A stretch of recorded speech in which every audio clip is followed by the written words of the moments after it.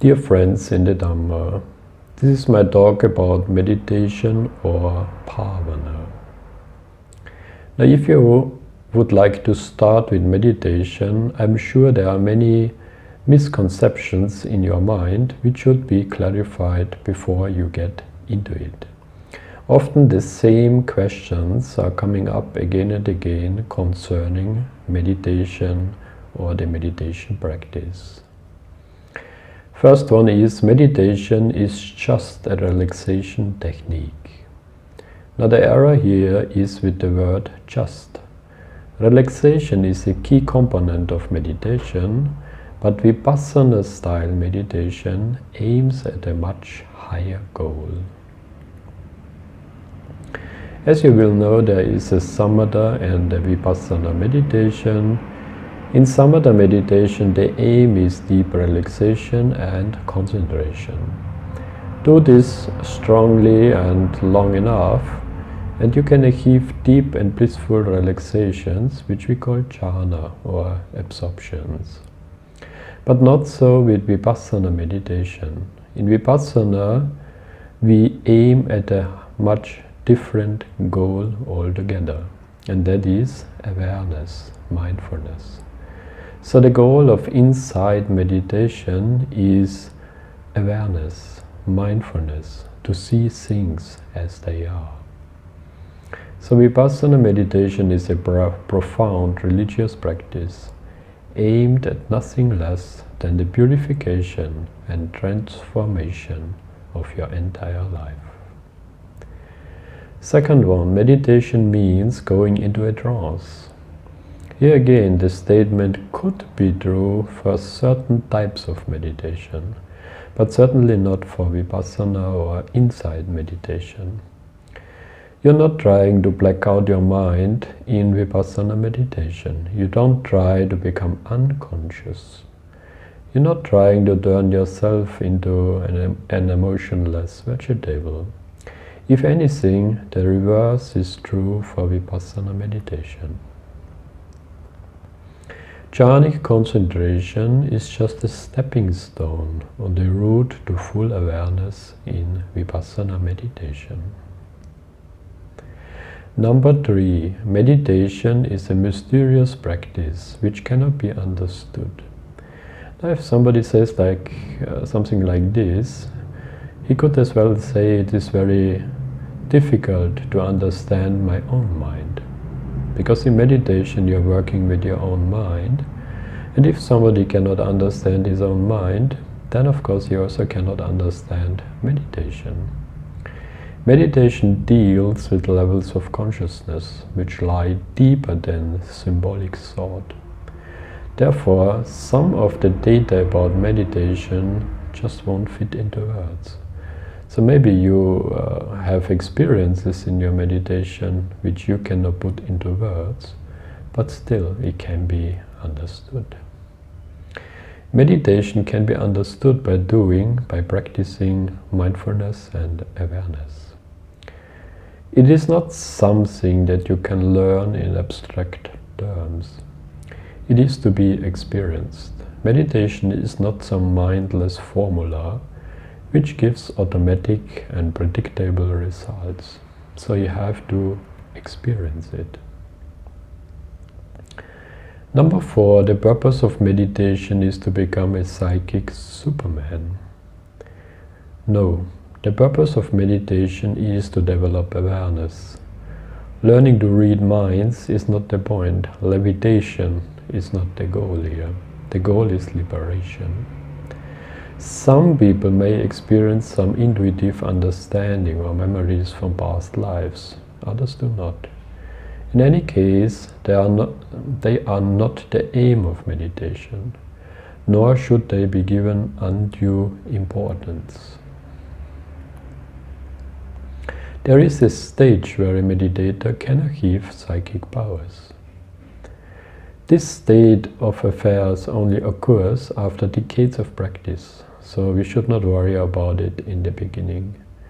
Just concentrate on developing more and more awareness. If voices and visions pop up in your mind, in Vipassana meditation you should just note it away and not go into it. But later on, in Samatha meditation, there is a way of developing psychic powers, which the Buddha called abhinyas. Meditation is dangerous and prudent person should avoid it. Now everything is dangerous. Walk around the street and you may get hit by a bus. Take a shower and you could break your neck. Meditate and you will probably end up with very nasty memories coming up from your subconscious mind. Because in meditation what you are doing, you clean out all the memories from your subconscious mind. So they have to come up first, you have to face them, and only then you can note them away. It's similarly to cleaning up a rubbish heap. It may be stinky and nasty, but after that your place will be clean and pure. Number 6, meditation is for saints and holy men, not for regular people. You find this attitude very commonly in Asian Buddhist countries, where the monks are very highly respected. There are holy men because they meditate. Meditation is how they got there. And they started meditating before they became holy. This is a very important point here. So in meditation we develop morality, concentration and wisdom. Now morality is also a prerequisite even to start with meditation. So morality, concentration and wisdom, they go hand in hand. We develop them one by one in our meditation, and one day you will be a holy man. Number 7, meditation is running away from reality. Incorrect again. Meditation is running into reality. It does not insulate you from the pain of life. It allows you to delve so deeply into life and all its aspects that you pierce the pain barrier and you go beyond suffering. So Vipassana meditation is a practice done with a specific intention of facing reality, to fully experience life just as it is and to cope with exactly what you find. Vipassana meditation is not an attempt to forget yourself or to cover up your troubles. It is learning to look at yourself exactly as you are. See what is there, accept it fully. Only then you can change your life and your mind. So who was our teacher? Now many Buddhists say the Buddha passed away. We are without a teacher. So who is the teacher of all the Buddhists of the Buddhist tradition? In Sri Lanka there's a song called Api Asarana Vela Buddhahamdru, meaning we are helpless because the Buddha left us. Or ask any monk in Sri Lanka or any traditional Buddhist country, who is your teacher? And they will tell you, a certain monk called so-and-so is my teacher, this is my lineage, I am a disciple of that monk, ordained under him, he is my teacher, my acharya.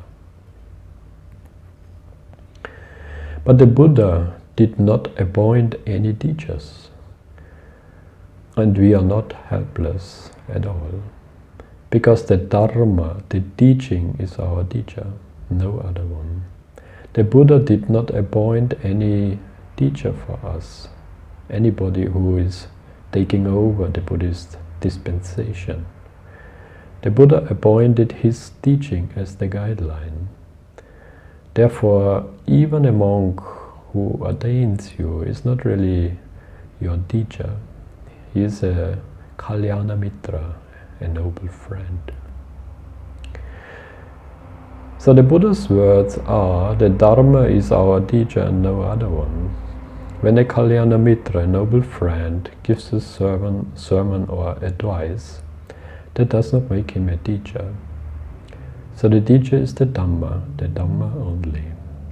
This is this teacher or guru idea comes more from India, from the Brahmin tradition, and not from Buddhism. Attahi attanonato kohinato barosya. For the self is the friend of self. For what other friend would there be? When the self has been well trained, one finds a friend that is hard to find. So you yourself are your teacher, the dharma and you, nobody else. So we should respect the dharma like our teacher. We should also not teach the dharma to people who are not ready for it. They may fall into Aryupavada karma, which is a very bad karma we can do. So we should protect the Dharma and we should teach it in a respectful way. And the essential point of the Dharma has to do with the six senses. So when we sit in meditation and we watch the six senses, we should analyze how the desire in our mind arises, how the disadvantage arises. And if we let go of all these impressions from the six senses, how we can gain liberation. Free your mind. That is the whole Buddhist teaching. So the Buddha was teaching a technique, a way how to understand, develop and free your mind from all the desires. So keep going in your meditation. Never stop practicing. That is the most important part of the Buddhist teaching. Brahmachari Sambhurna Kala. That is one line we hear very often in the Buddhist texts. It means somebody has lived out the holy life. He came to an end in his meditation. He realized full enlightenment by watching the six senses, by seeing the desire, the disadvantage, and the liberation from all these six sense impressions. The Buddha became a Buddha doing this vipassana meditation. And if the Buddha attained enlightenment that way, he also was teaching it the same way to us. So if we want to become enlightened, we have to follow the same path. So may you all continue with your meditation. May you all understand the Dharma, the Buddhist teaching. Realize it, develop it, and free your mind from all desires. Sabidyo vivachantu saparogo vinasadu Mahade bhavatantarayo sukhi dikayuko bhava.